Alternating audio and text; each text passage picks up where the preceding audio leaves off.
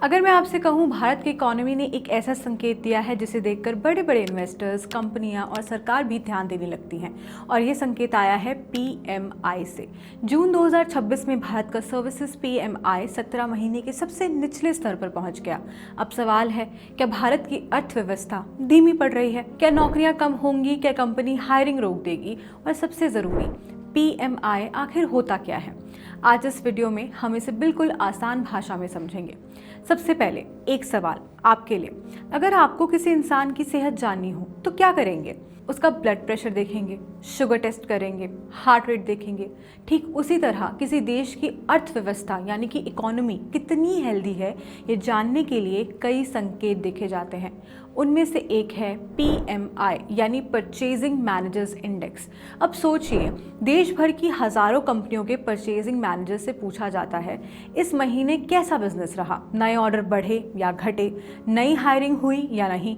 Production बढ़ा या कम हुआ? कॉस्ट बढ़ी या घटी? इन सभी जवाबों को जोड़कर बनता है पीएमआई यानी देश के बिजनेस की हेल्थ रिपोर्ट। अब सबसे ज़रूरी बात, पीएमआई में 50 के आंकड़े का है। इसका मतलब क्या होता है? याद रखने वाली बात है कि अगर पीएमआई 50 से ऊपर है तो मतलब अर्थव्यवस्था बढ़ रही है। अगर 50 के नीचे चला गया तो इसका मतलब कारोबार सिकुड़ रहा है, और अगर 60 के आसपास हो तो समझिए काफ़ी तेज़ ग्रोथ हो रही है। अब आते हैं खबर पर। मई में भारत का सर्विसेज पीएमआई था 59.8, लेकिन जून में गिरकर 57.4 रह गया।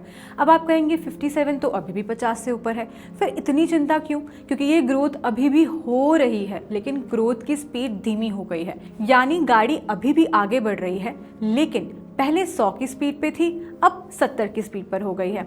अब सवाल है, ये हुआ क्यों? HSBC के सर्वे के मुताबिक सबसे बड़ी वजह है कमज़ोर घरेलू मांग। मतलब लोग पहले जितनी खरीदारी नहीं कर रहे, कम खर्च कर रहे हैं, कम सर्विसेज ले रहे हैं। जब ग्राहक कम होंगे तो कंपनियों के पास कम ऑर्डर आएंगे। अब इसका असर किस पर पड़ेगा? सबसे पहले हायरिंग पर। रिपोर्ट कहती है नई हायरिंग लगभग रुक गई है। क्यों?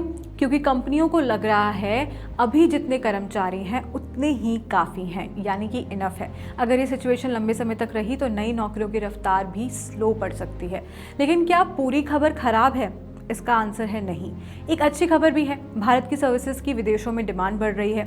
Australia, America, UAE, Germany, Singapore, Canada जैसे कई देशों में भारतीय कंपनियों को ज़्यादा ऑर्डर मिले, यानी भारत की एक्सपोर्ट सर्विसेज अभी भी स्ट्रॉन्ग है। अगर ऐसा नहीं होता तो पीएमआई शायद और नीचे चला जाता। अब महंगाई का क्या करें? इंटरेस्टिंग बात यह है कि कम डिमांड होने की वजह से कंपनियों की कॉस्ट भी धीरे धीरे कम हुई है, और प्राइसेस भी पहले जितनी तेज़ी से नहीं बढ़ी। यानी महंगाई के मोर्चे पर थोड़ी राहत मिली है। एक्सपर्ट्स का मानना है कि वेस्ट एशिया में तनाव कम होने से कई कंपनियों की लागत भी कम हुई। अब एक और शब्द समझिए, कंपोजिट पीएमआई। कंपोजिट पीएमआई ये क्या होता है?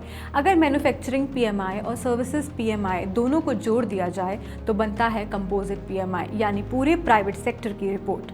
ये भी 59.3 से गिरकर 57.1 पर आ गया है। मतलब धीमापन सिर्फ सर्विसेज में नहीं बल्कि पूरे प्राइवेट सेक्टर में नजर आ रहा है।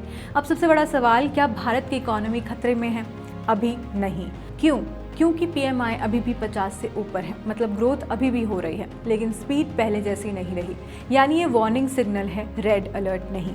अगर आने वाले महीनों में पीएमआई लगातार गिरता रहा और 50 के नीचे चला गया, यानी 50 के नीचे चला गया, तब चिंता बढ़ सकती है। लेकिन फिलहाल भारत की इकोनॉमी बढ़ रही है, बस उसकी रफ्तार थोड़ी धीमी हुई है। तो आज की सबसे बड़ी बात याद रखिए, पीएमआई जितना ऊपर होगा उतना मजबूत कारोबार, ज़्यादा नौकरियां, ज़्यादा निवेश और तेज़ इकोनॉमी विकास। लेकिन अगर पीएमआई लगातार नीचे आता है तो इसका असर hiring, salary, growth, business, investment और आखिरकार हम सबकी जेब पर पड़ सकता है।